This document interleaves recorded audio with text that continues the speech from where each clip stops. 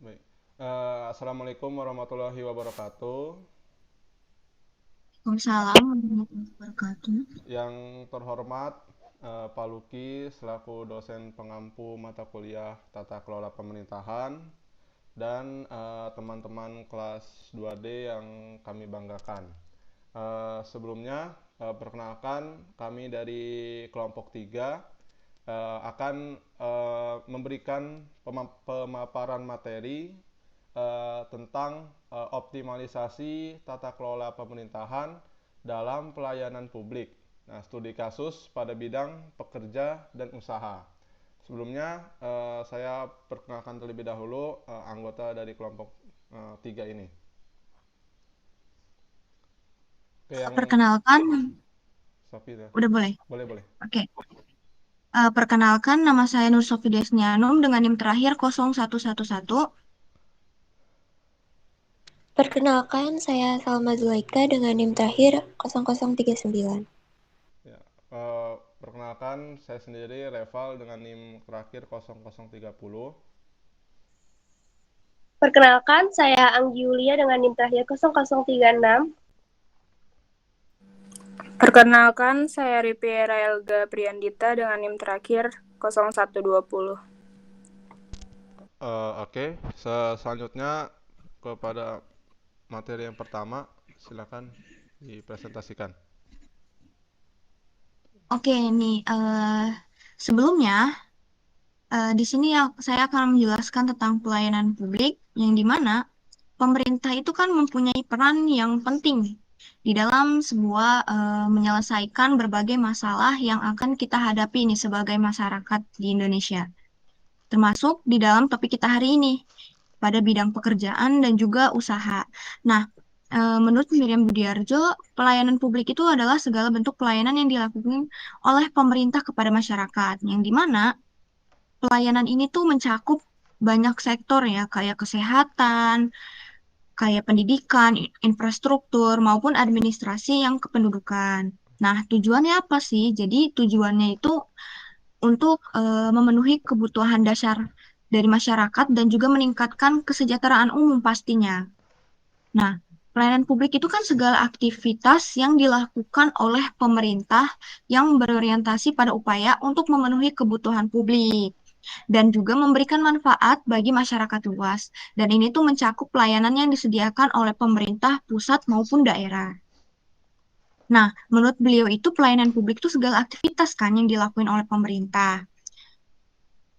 Nah, dan juga ini tuh mencakup layanan yang disediakan oleh pemerintah pusat maupun yang di daerah. Nah, pelayanan publik yang efektif dan juga efisien itu bisa loh membantu meningkatkan kemampuan pemerintahan di dalam menyelesaikan masalah yang dihadapi oleh masyarakat seperti kita ini gitu loh yang ada di negara Indonesia.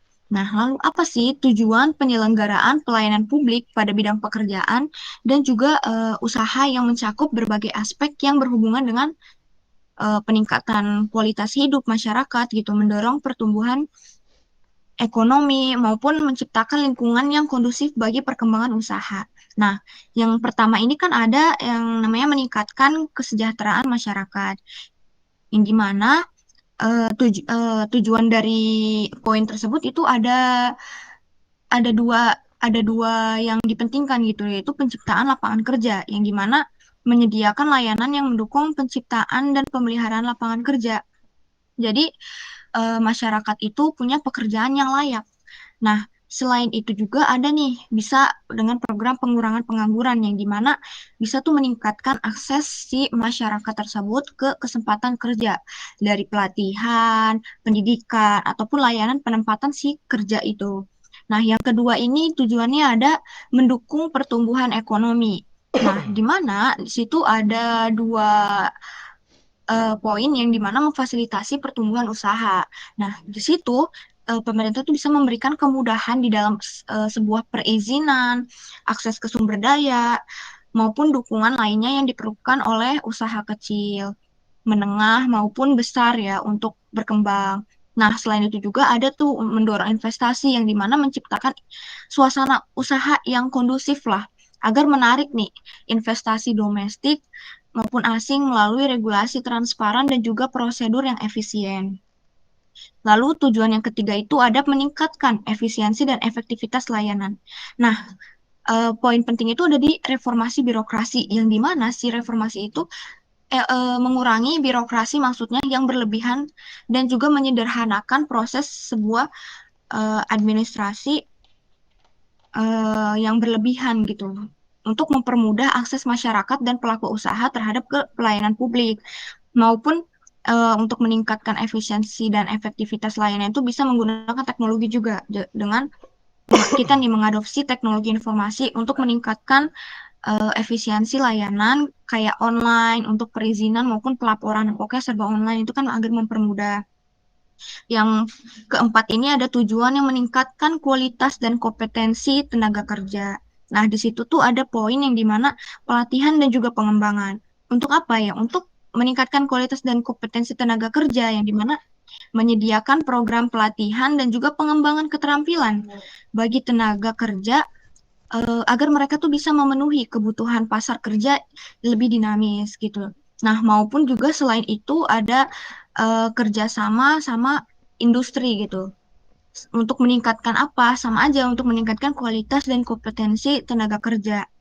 Yang dimana dengan kerjasama dengan industri, sektor-sektor industri untuk memastikan nih kalau program pelatihan itu sesuai dengan kebutuhan pasar tenaga kerja. Nah, yang terakhir itu ada mendukung kewirausahaan dan juga inovasi nih. Nah, di situ tuh ada poin yang dimana pendidikan kewirausahaan, yang dimana memberikan pendidikan nih dan juga pelatihan kewirausahaan untuk mendorong kita sebagai masyarakat itu bisa menjadi seorang wirausaha kayak gitu. Nah, terus poin pentingnya juga yang terakhir itu ada dukungan untuk startup, yang dimana dengan adanya pendukungan untuk startup menyediakan akses ke pendanaan maksudnya ya, terus inkubator bisnis maupun layanan konsultasi untuk mendukung pertumbuhan startup maupun inovasi yang lebih berkembang lagi di negara kita. Nah, segitu saja. Saya kembalikan kepada moderator. Oke, terima kasih Nur Sofi atas pemaparan materinya. Oke, langsung saja kepada yang selanjutnya. Silakan dipaparkan. Selanjutnya, saya akan membahas tentang asas dan ruang lingkup. Asas yang sebagaimana telah diatur oleh Undang-Undang Nomor 25 Tahun 2009 Pasal 4. Sebenarnya ada beberapa asas. Di sini saya akan menjelaskan 5 asas. Yang pertama, asas kepentingan hukum. Asas ini lebih mendahulukan kesejahteraan umum dengan cara yang aspiratif, akomodatif, dan selektif. Yang kedua, asas kepastian hukum.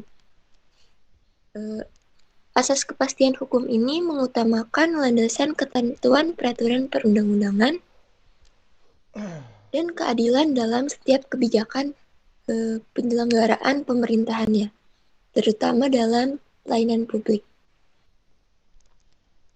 Yang ketiga ada asas kesamaan hak. Dalam asas kesamaan hak ini diharapkan tidak ada perilaku diskriminatif dan dalam arti tidak membedakan suku, agama, ras, golongan, gender, bahkan status ekonomi.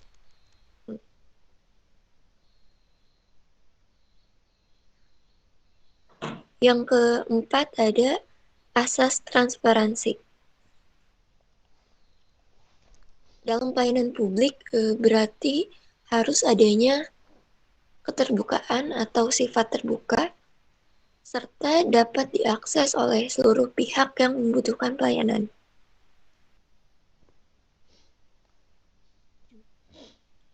Yang kelima ada asas keprofesionalan.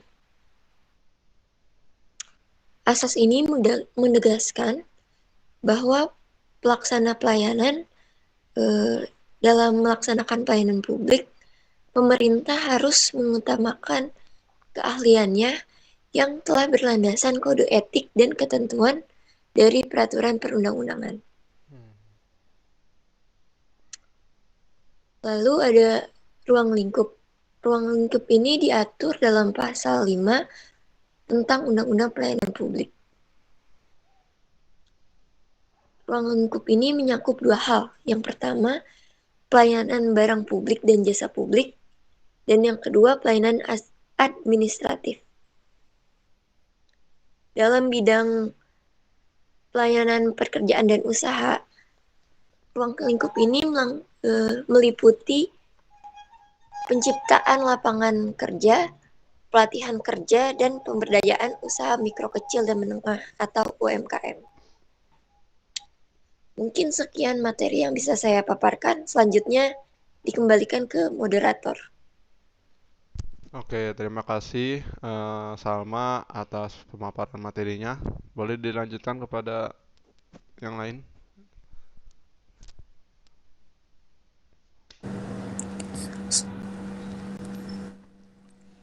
Selanjutnya mengenai wewenang pemerintah dalam penyelenggaraan pelayanan publik, khususnya di bidang pekerja dan usaha. Itu ada di Undang-Undang Nomor 25 Tahun 2009 tentang pelayanan publik, mengatur tentang pelayanan publik di Indonesia. Khususnya di pasal 1 ayat 1, menyatakan bahwa pelayanan publik adalah kegiatan atau rangkaian kegiatan dalam rangka pemenuhan kebutuhan pelayanan sesuai dengan peraturan perundang-undangan bagi setiap warga negara dan penduduk atas barang, jasa, atau pelayanan administratif yang disediakan oleh penyelenggara pelayanan publik. Lalu di Undang-Undang Nomor 25 Tahun 2009 ini menetapkan bahwa negara berkewajiban melayani setiap warga negara dan penduduk untuk memenuhi hak dan kebutuhan dasarnya melalui pelayanan publik yang baik. Beberapa aspek yang diatur dalam undang-undang ini yaitu meliputi pelaksanaan pelayanan. Pemerintah memiliki wewenang untuk mengatur dan mengawasi pelaksanaan pelayanan publik di berbagai sektor, termasuk pekerja dan usaha. Ini mencakup seperti layanan perizinan usaha, lalu izin kerja, pelatihan tenaga kerja, dan perlindungan hak-hak pekerja. Lalu ada pengelolaan pengaduan masyarakat. Pemerintah bertanggung jawab untuk menyediakan mekanisme pengaduan bagi masyarakat terkait pelayanan publik. Ini memastikan bahwa keluhan dan masalah terkait pekerjaan dan usaha dapat diatasi dengan cepat dan efisien. Selanjutnya, pengelolaan informasi. Pemerintah harus memberikan informasi yang akurat dan mudah diakses kepada masyarakat terkait pelayanan publik. Lalu, pengawasan internal. Pemerintah memiliki peran dalam mengawasi kinerja penyelenggara pelayanan publik. Ini termasuk informasi tentang hak-hak pekerja, prosedur perizinan, dan peluang usaha. Dan ada penyuluhan kepada masyarakat. Pemerintah dapat memberikan penyuluhan kepada masyarakat mengenai hak dan kewajiban dalam pelayanan publik. Ini membantu meningkatkan kesadaran masyarakat tentang hak-hak mereka dan cara mengakses layanan.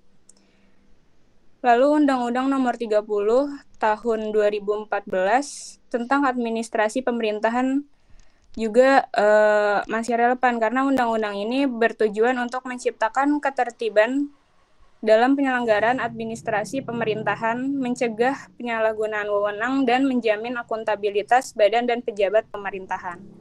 Selanjutnya.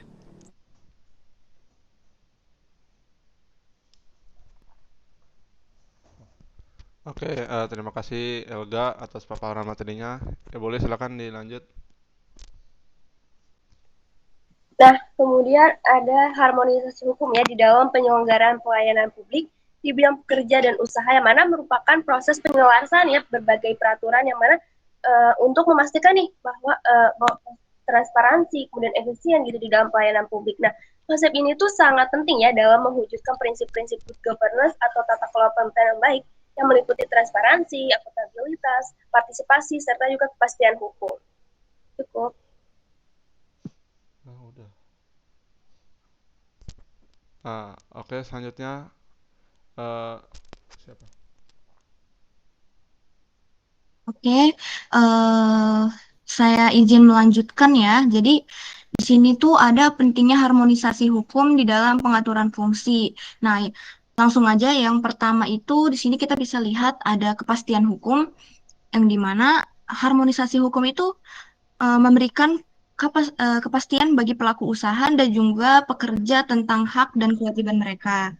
Nah, dari kepastian hukum ini kan merupakan fondasi kan bagi lingkungan bisnis yang stabil maupun terpercaya.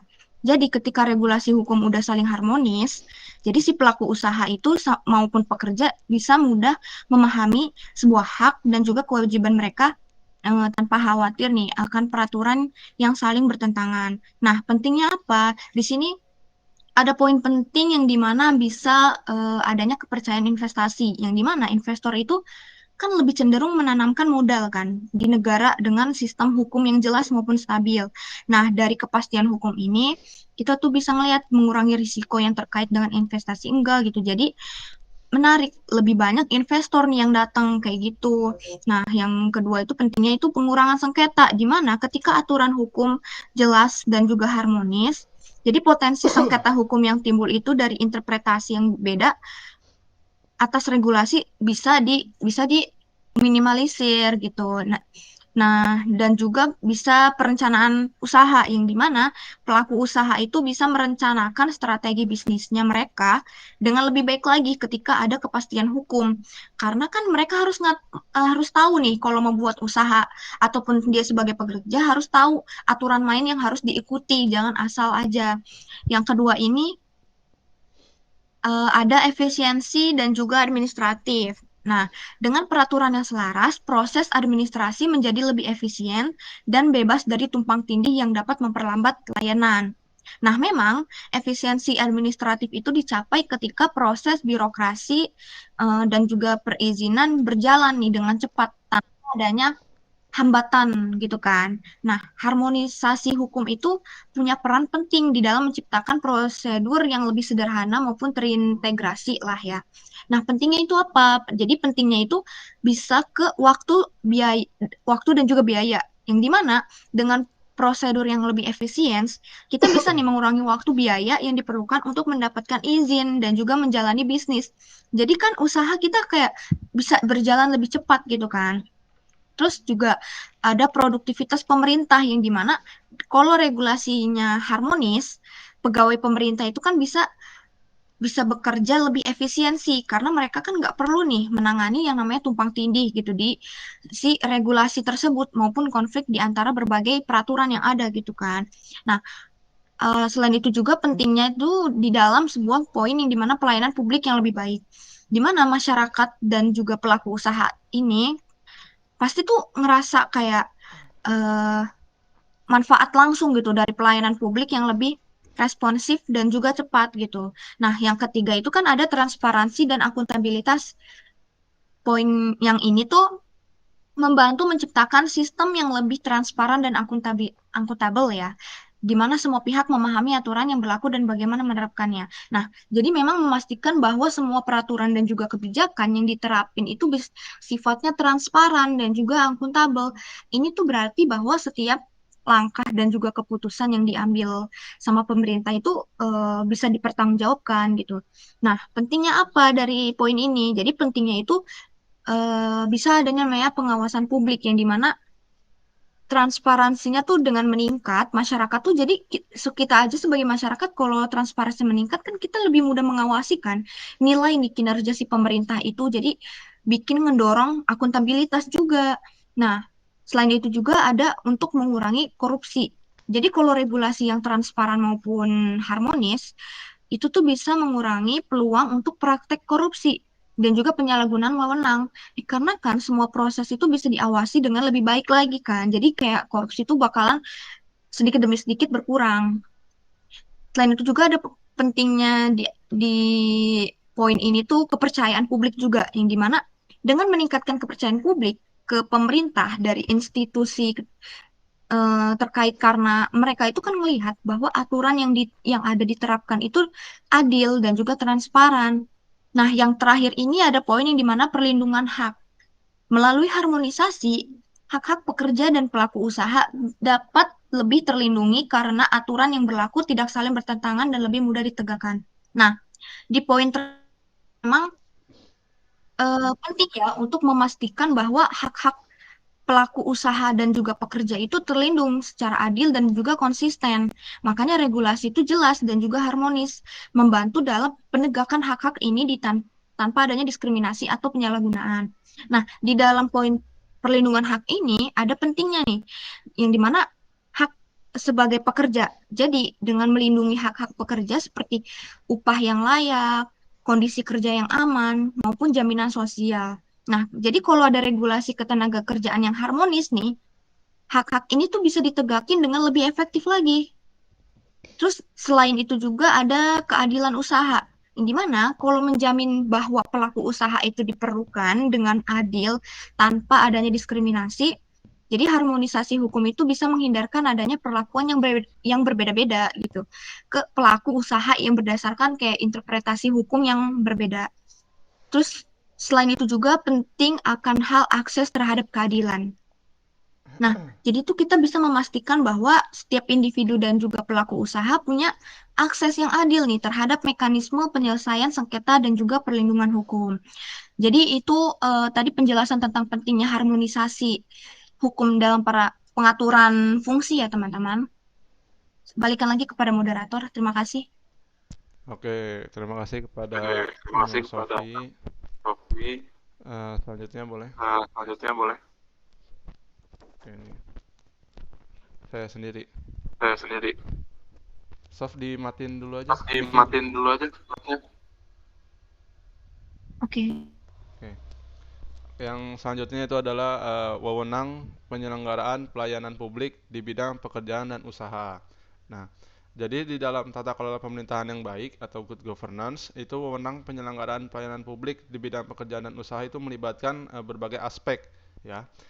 Secara ringkas ya seperti berikut. Yang pertama yaitu ada regulasi dan kebijakan, di mana pemerintah itu membuat peraturan terkait ketenaga kerjaan dan dunia usaha, seperti Undang-Undang Cipta Kerja, peraturan pemerintah, Permenaker, membuat izin usaha, dan lain-lain. Nah, dengan adanya peraturan, maka para pelaku usaha itu akan lebih mudah dalam menjalankan usahanya, seperti itu. Dan juga pemerintah dapat mengatur bagaimana usaha-usaha yang dilakukan oleh para pelaku usaha. Selanjutnya itu adalah menetapkan standar upah minimum. Nah, ada banyak sekali acuan untuk menetapkan upah minimum. Contohnya itu ada di Undang-Undang Cipta Kerja. Mekanisme penetapan upah minimum melalui beberapa mekanisme. Yang pertama itu pembahasan oleh Dewan Pengupahan yang terdiri dari unsur pemerintah, termasuk BPS, Apindo, Serikat Pekerja atau Serikat Buruh, dan praktisi atau pakar. Dengan menetapkan standar upah minimum, maka para pekerja atau para karyawan itu akan mendapatkan upah yang mereka ketahui gitu. Nah, selanjutnya poin kedua yaitu fasilitasi lapangan pekerjaan. Nah, pemerintah harus menyelenggarakan bursa kerja atau job fair ya. Nah, jadi job fair ini sangat dibutuhkan sekali oleh para masyarakat, terlebih lagi yang baru fresh graduate ya, untuk mengimplementasikan hal-hal yang sudah mereka dapatkan sebelumnya di dunia perkuliahan gitu. Nah, jadi job fair ini memudahkan sekali para masyarakat karena mereka itu tidak perlu repot-repot gitu datang ke satu alamat perusahaan. Jadi mereka hanya datang ke satu tempat, satu lokasi, dan di mana di lokasi itu tuh sudah banyak perusahaan-perusahaan yang memberikan penawaran-penawaran menarik gitu untuk posisi pekerjaannya, seperti itu. Selanjutnya memberikan pelatihan keterampilan kerja. Nah, secara spesifik ini yang dapat memberikan pelatihan kerja secara detail itu kan hanya perusahaan saja gitu, perusahaan yang merupakan tempat mereka bekerja. Tapi pemerintah mungkin hanya bisa memberikan pelatihan secara umumnya saja, seperti itu. Oke, selanjutnya yang poin ketiga yaitu adalah perlindungan tenaga kerja. Nah, mengawasi pelaksanaan standar keselamatan kerja. Nah, yang paling umumnya yaitu memberikan asuransi kesehatan atau keselamatan kepada para pekerja. Jadi pada saat bekerja, perusahaan itu wajib mengingatkan untuk selalu memakai alat pelindung diri yang lengkap, seperti itu. Selanjutnya menjamin hak-hak pekerja. Contohnya seperti gaji, keselamatan, kesehatan, kontrak kerja yang sesuai kesepakatan, dan lain-lain. Poin keempat yaitu ada pemberdayaan UMKM.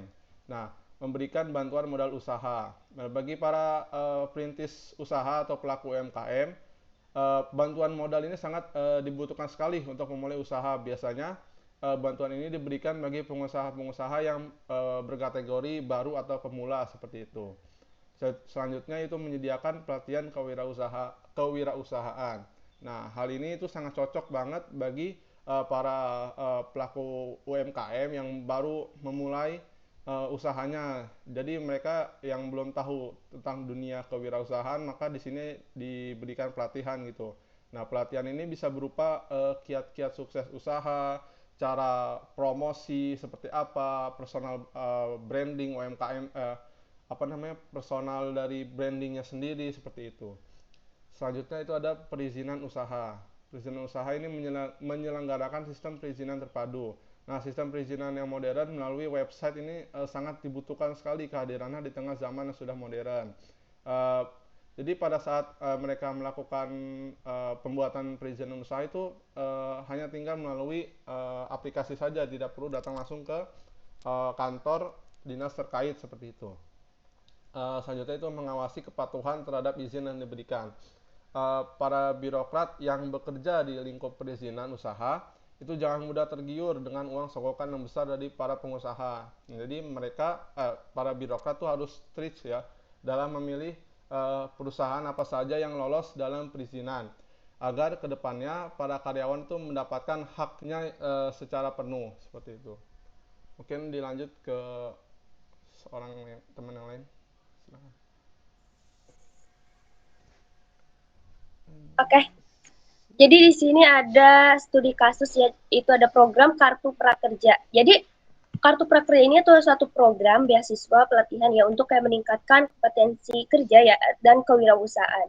Program ini tuh ditujukan bukan kayak untuk yang mencari kerja aja nih, tapi juga mereka yang sudah bekerja ataupun buruh ya yang ingin mendapatkan peningkatan skillnya gitu loh. Dan juga kayak buruh ataupun pekerja yang terkena PHK, kemudian juga yang ingin memasuki pelaku usaha yang mikro dan kecil gitu, ingin membangun usaha gitu. Nah, Kartu Prakerja ini tuh diluncurkan oleh pemerintah Indonesia ya pada tahun 2020 itu sebagai respon terhadap dampak ekonomi dan pandemi pada COVID-19. Program ini tuh yang mana bertujuan nih untuk memberikan bantuan finansial ya dan pelatihan nih keterampilan kepada pekerja yang terkena dampak pandemi, pengangguran, juga pekerja yang ingin meningkatkan keterampilannya. Manajemen pelaksana sebagai unit yang melaksanakan program Kartu Prakerja ini tuh di bawah Kementerian Koordinator Bidang Perekonomian Republik Indonesia yang mana akan melaksanakan operasional Kartu Prakerja ini. Nah, semua kebijakan Kartu Prakerja ini tuh dirumuskan oleh Komite Cipta Kerja yang diketuai oleh Menteri Koordinator Bidang Perekonomian dan Kepala Staf Kepresidenan sebagai wakil ketua dan terdiri dari 12 menteri dan kepala lembaga sebagai anggota dan sekretaris Kementerian Koordinator Bidang Perekonomian sebagai sekretaris komite. Nah, apa sih adanya tujuan program ini? Yang mana satu, pertama kayak memberikan pelatihan keterampilan ya bagi para peserta untuk meningkatkan daya saing mereka nih di pasar gitu. Karena kan di zaman sekarang gitu ya, persaingan makin ketat. Yang mana kan keterampilan, skill itu kan diperlukan. Nah, kemudian membantu pekerja yang terkena PHK ya ataupun kehilangan penghasilannya ini untuk memperoleh keterampilan barunya nih, dan digunakan untuk memulai usaha baru gitu ataupun mendapatkan pekerjaan yang baru. Kemudian ada program ini juga yang mana mendorong adopsi teknologi ya, yang mana ini kan dilakukan secara online gitu, yang dimana secara pelatihannya kemudian juga data itu kan dilakukan secara online. Nah, apa sih pelaksanaan program itu ada apa aja? Pertama kan ada pendaftaran ya, di mana nanti peserta yang mendaftar secara online ini tuh melalui situs resmi Kartu Prakerja ya. Nah, nanti ada proses seleksi nih yang dilakukan secara bertahap ya berdasarkan kriteria yang telah ditentukan oleh pemerintah. Nah, setelah adanya seleksi yaitu adanya pelatihan. Yang mana nanti peserta yang terpilih ini tuh menerima saldo di akun Kartu Prakerjanya yang mana nanti bisa digunakan nih untuk kayak membeli pelatihan ya dari berbagai platform mitra seperti Tokopedia, kemudian juga Bukalapak, Skill Academy dan lain-lainnya. Nah, dengan adanya pelatihan ini nanti sudah selesai nih ya menyelesaikan pelatihannya ini, nanti penerima ini peserta ini akan mendapatkan biaya insentif gitu berupa uang tunai yang mana dapat digunakan untuk mendukung biaya hidup mereka selama mencari pekerjaan ataupun memulai usaha. Nah, setelah proses itu terjadi, nanti ada evaluasi nih dari pemerintah yang mana dilakukan secara rutin ya, mengevaluasi efektivitas program melalui kayak survei ataupun analisis data untuk memastikan bahwa programnya mencapai tujuan gitu. Jadi di sini tuh ada peran pemerintahnya juga yang ikut berjalan. Nah, di sini juga ada tantangannya ya, pun kendala yang dimana ada penipuan ataupun penyalahgunaan uang yang diberikan uang insentifnya gitu yang tidak sesuai gitu harusnya untuk pelatihan tapi malah digunakan untuk kebutuhan lain ataupun tidak sesuai dengan apa yang diinginkan oleh pemerintah gitu. Nah, apa sih dampak dari adanya program ini? Yang mana program itu membantu ya mengurangi tingkat pengangguran dengan memberikan keterampilan baru yang relevan nih, yang mana sesuai kebutuhan industri zaman sekarang ini. Nah, kemudian juga banyak peserta yang melaporkan peningkatan keterampilan dan juga kayak mengetahui pengetahuan yang berguna ya dalam mencari pekerjaan baru ataupun memulai usaha. Jadi itu kayak suatu pelajaran juga ya, maksudnya ilmu yang baru gitu yang didapatkan.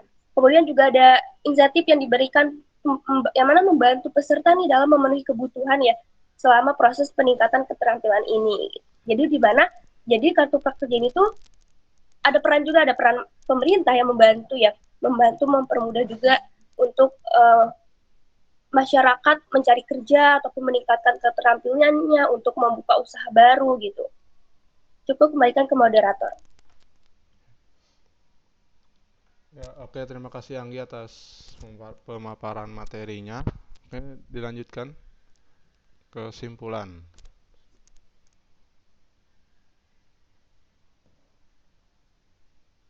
Oke. Jadi kesimpulan yang kami dapatkan setelah kami mencari tahu pemaparan yang kami sampaikan juga, jadi bahwa reformasi birokrasi maupun penguatan kapasitas sumber daya manusia maupun peningkatan transparansi dan juga akuntabilitas, pengembangan ekosistem bisnis yang konferensif dan juga inovasi teknologi yang sejalan dengan prinsip good governance ini merupakan langkah yang bisa dilakukan untuk meningkatkan sebuah kualitas pelayanan publik pada topik hari ini yaitu pekerja dan juga usaha. Nah, dari upaya-upaya yang kolaboratif dan juga konsisten, harapan kami ya peran pemerintah itu di dalam bidang pekerja dan juga usaha bisa lebih efektif lagi dalam memberikan dampak positif terhadap pembangunan ekonomi dan juga kesejahteraan masyarakat yang sekiranya masih belum mampu untuk melakukan usaha maupun pekerja di negara kita yaitu Indonesia. Segitu saja. Terima kasih. Oke, terima kasih kepada Nur Safi atas kesimpulannya. Mungkin cukup sekian. Terima kasih kepada kelompok 3 yang sudah memberikan materi tentang pekerja dan usaha. Dan juga terima kasih juga kepada teman-teman kelas 2D yang sudah menonton video presentasi ini hingga akhir. Mungkin dari kelompok 3 cukup sekian presentasi pada kali ini.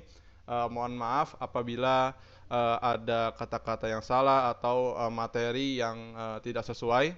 Terima kasih semuanya. Wassalamualaikum warahmatullahi wabarakatuh. Waalaikumsalam warahmatullahi Warahmatullahi wabarakatuh.